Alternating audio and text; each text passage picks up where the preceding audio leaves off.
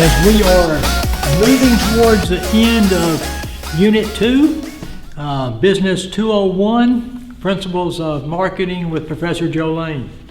We've learned some stuff. We have learned some stuff. Boy, that chapter 8 that we were in, we learned all kind of stuff about products and everything. Chapter 9 has to do with services.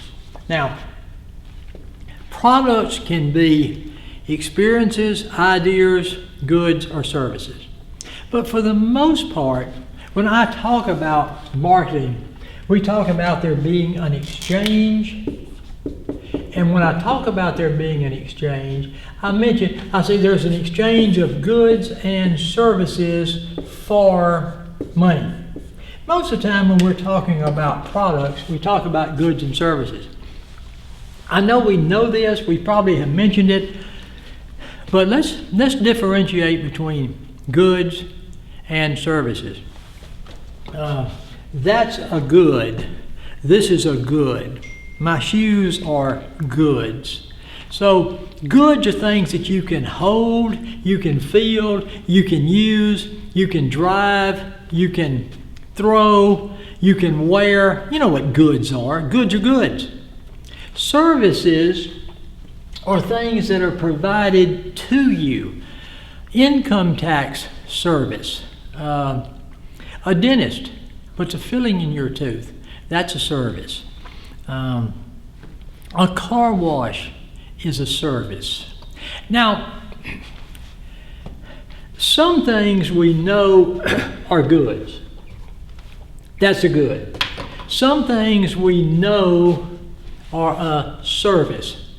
Personal trainer.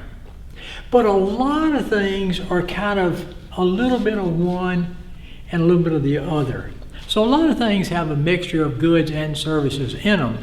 But the industry, the business world, they simply make a determination as to whether it's a good or a service. Let me give you the best example. Restaurants and fast food. You get something when you go there. You get a hamburger, you get a nice meal, you get whatever, so you get something. But what do you do with it? Well, hopefully you consume it and you really enjoy it. So is that a goods that you've purchased, or is that service? Well, you do get something. Let me finish that one. So that's considered a service industry. Fast food, restaurants, that's part of a service industry. When you go to the dentist for a filling, he does give you a little filling, a little tiny filling to put in your tooth. So he's provided you something, but it's mostly a service industry. All right. So most products may not be pure goods or pure services. A lot of them are kind of in the gray area, but they are simply determined by those that are involved with them, that this is a part of goods, this is a part of services. Now, I don't want to get off on too much of a tangent here, but I will a little bit. Predominantly, we have been a goods economy. Our economy has been mostly dealing with the production of goods. But in the last 10, 15 years, we have moved more to a service economy. We don't produce any goods anymore. Well, you know that's silly. We produce tons and tons and tons and tons of goods. However, we also produce services, and we've moved to the point now where we produce more services than we do goods. Look at some of these statistics. We are a service economy.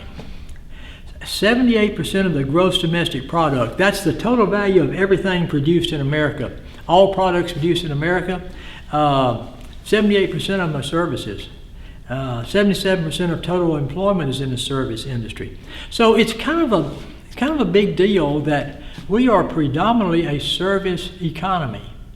Businesses provide us more services than goods. So that being the case, he says we're going to have a special chapter here on services marketing. Let's talk about marketing as it relates to services. Okay. I'm going to run off camera for just a moment.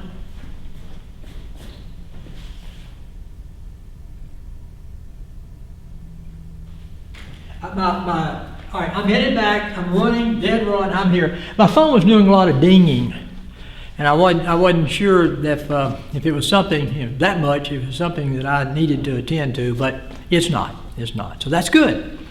Okay, let's look at some things here about services. We're going to concentrate on service delivery.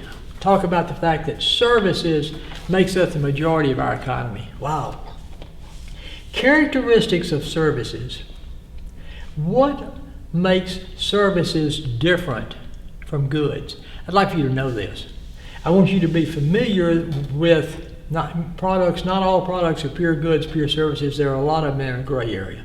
But I want you to know the characteristics of services. Intangibility. They're intangible, a lack of a tangible asset. Services you can't hold, you can't keep, you can't do, for the most part. So they're intangible. Now, let me go back and say what I've said for seemed like a half dozen times over the last couple of chapters. Are you, except for test number 2, are you vitally interested in the characteristics of services? Probably not. But if you are a company that produces services, and your services have some special characteristics, and you're trying to bring about an exchange, you've got to recognize that. First of all, they're intangible.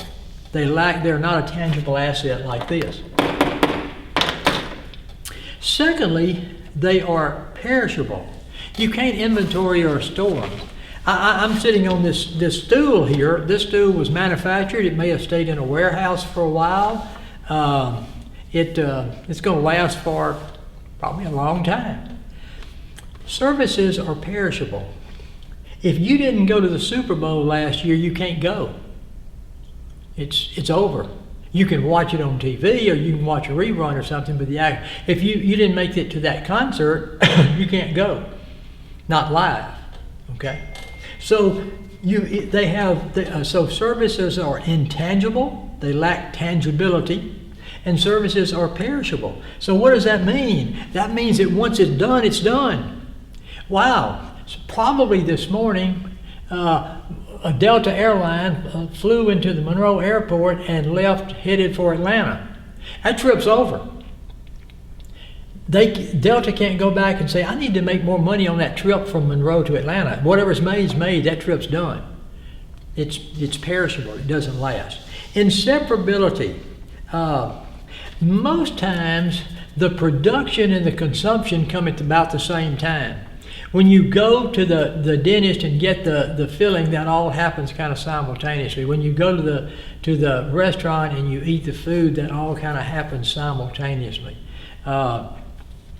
When you go to the bank and make a bank transaction, that service all kind of happens simultaneously. So it's kind of inseparable. It's pretty hard to. Well, let's see if our author, chapter 9, see if our author gives us any more that.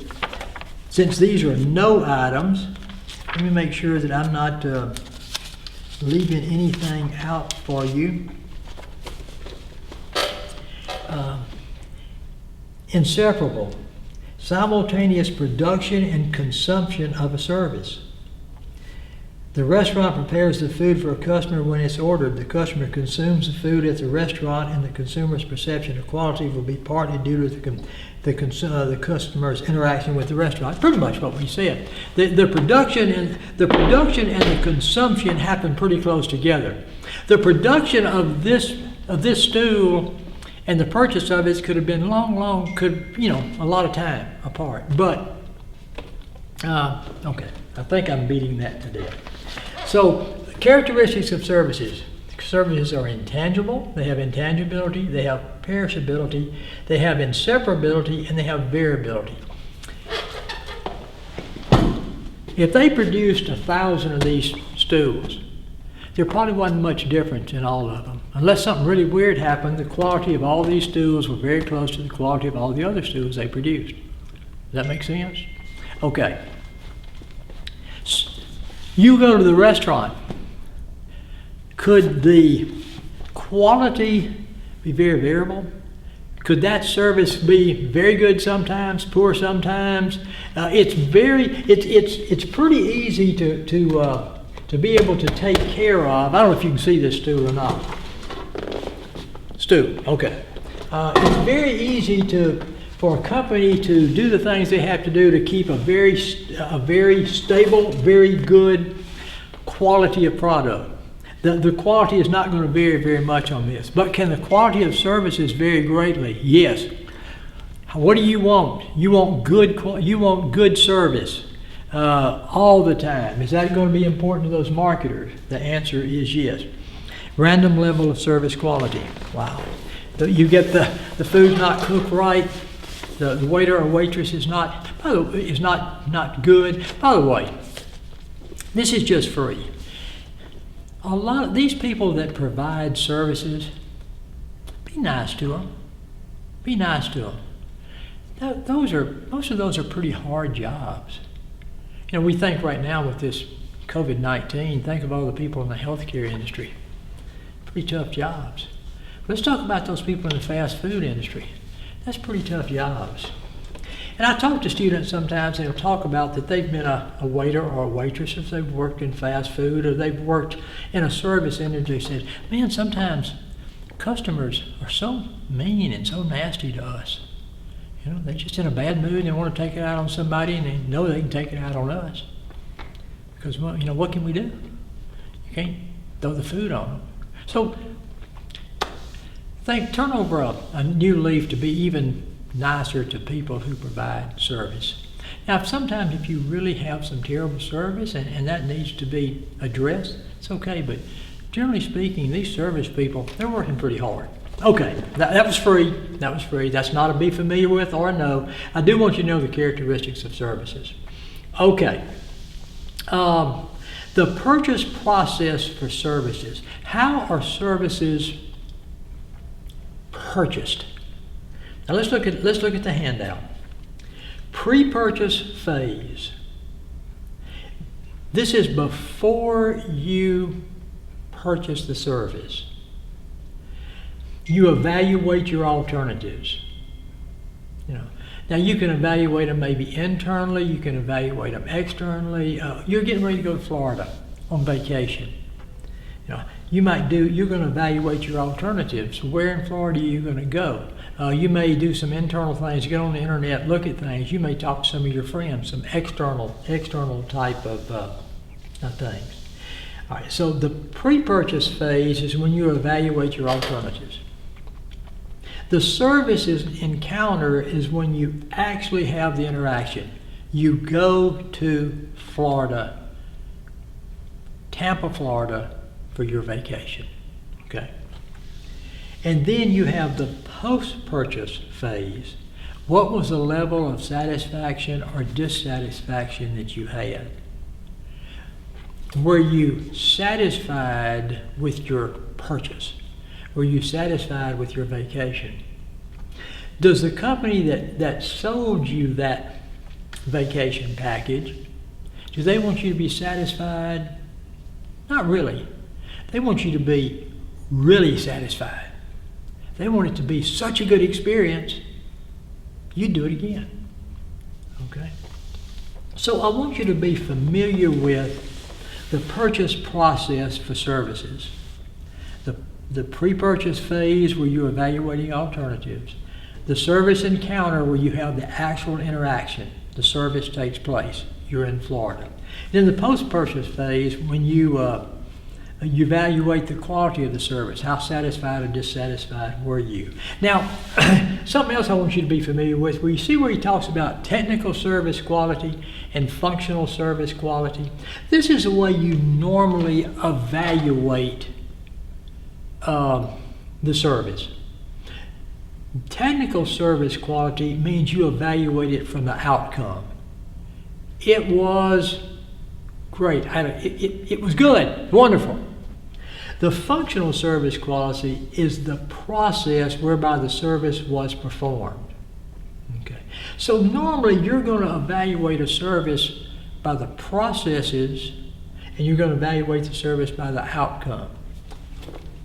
I had a great trip to Florida. We had a good time. We really enjoyed it. Got a sunburn. I just had fun. Now,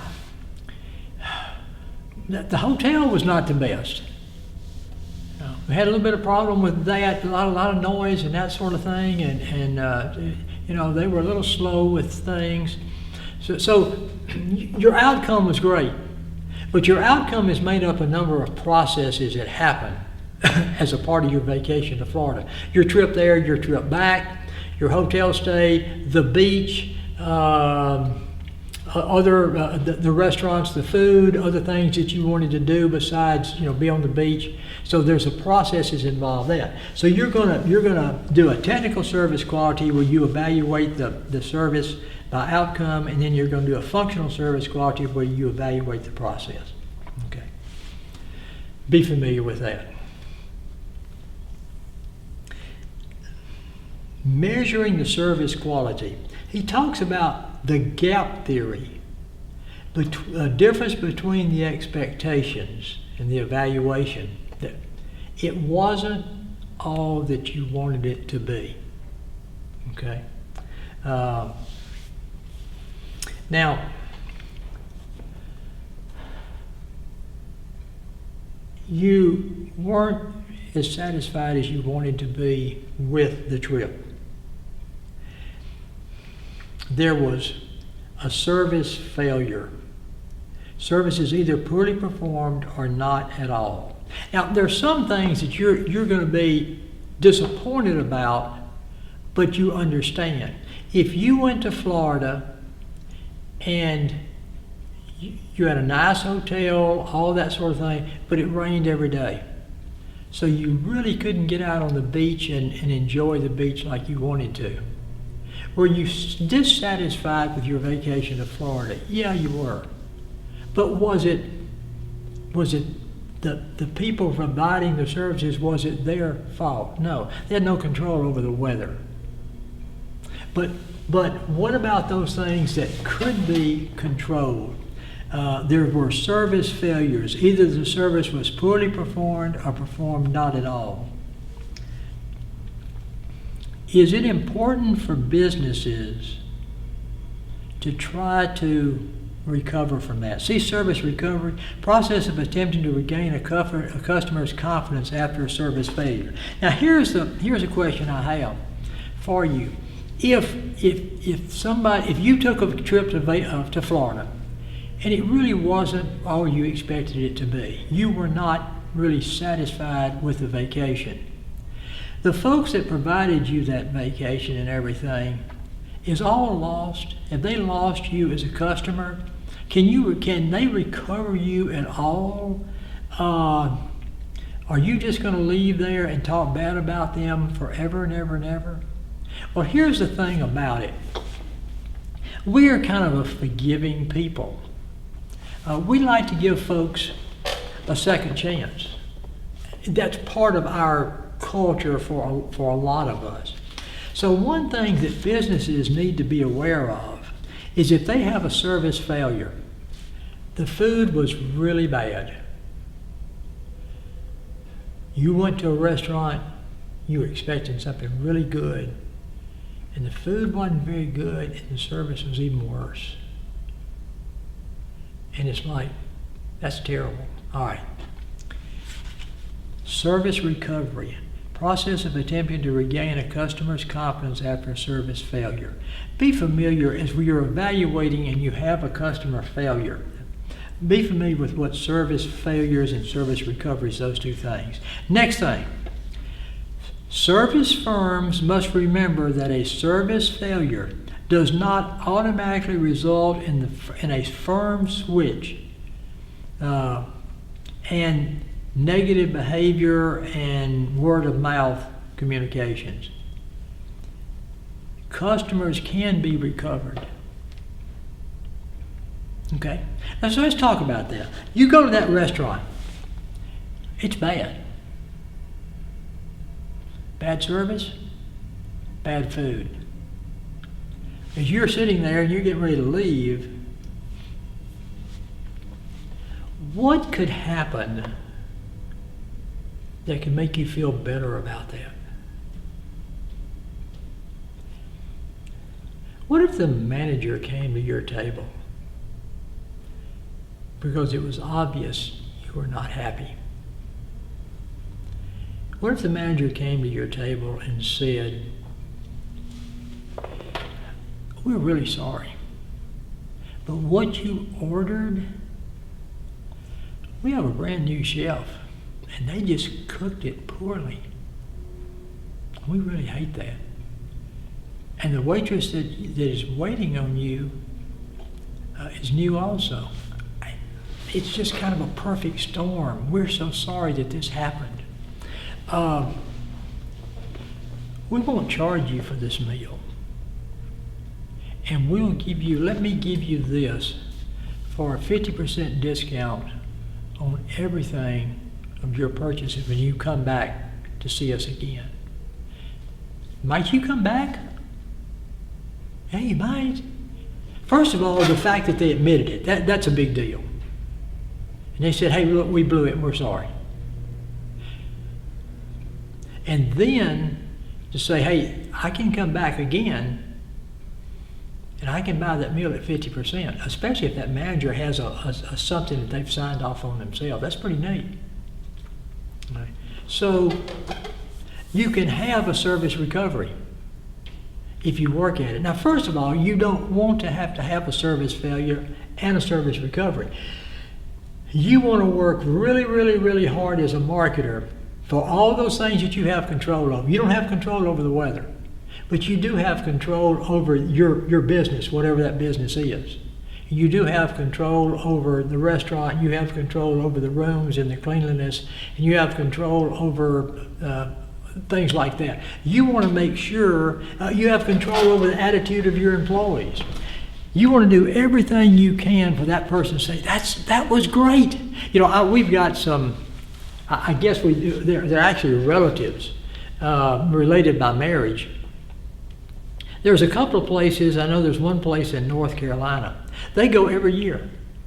They go every year to that place and then, go kind of explore the countryside and that sort of thing. And the reason is that it's a bed and breakfast type place. And it's the service, they say, is the food is wonderful. The people have become almost like good friends of theirs now. And they go every year, and it's such a wonderful, restful, exciting, good experience. That's what you want. That's what you want. But just keep in mind that sometimes, if you have a service failure, you can have a service recovery.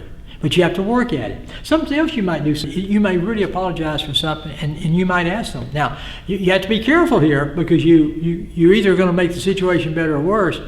You might ask the people, what can we do to help? What can we do to make it better? But be prepared to either make it better like they ask or make them madder. So if you ask them that, you better be prepared for whatever they say. All right. I think that's most of chapter services. We are a service economy. We've talked about the characteristics of services. We've talked about the purchase process that I wanted you to be familiar with. We've talked about how you evaluate technical and functional service quality. We've talked about what happens when you have a service failure and whether that service failure can be recovered or not. So I think that takes care of chapter 9. I am going to take a short break, and then now chapter 10 is weird. So I'm going to tell you, if you are watching the chapter 9 video, and if you have a textbook, do not read chapter 10 yet, the first half. Chapter 10, as I mentioned before, the first half of chapter 10 has to do with distribution of goods. Getting the goods to the right place, product, price, place. The last half has to do with retailing, which is really a part of test 3. So you don't want to read the last half of chapter 10 because that's a part of test 3, unit 3. The first half of chapter 10, I don't want you to read that either. And I'll tell you about that when we get into chapter 10, why I said that. I'm going to take a short break, and then I'm going to come back, and I'm going to knock out chapter 10 for us. So let me give that loud noise to my executive producer, and I'll see you in chapter 10.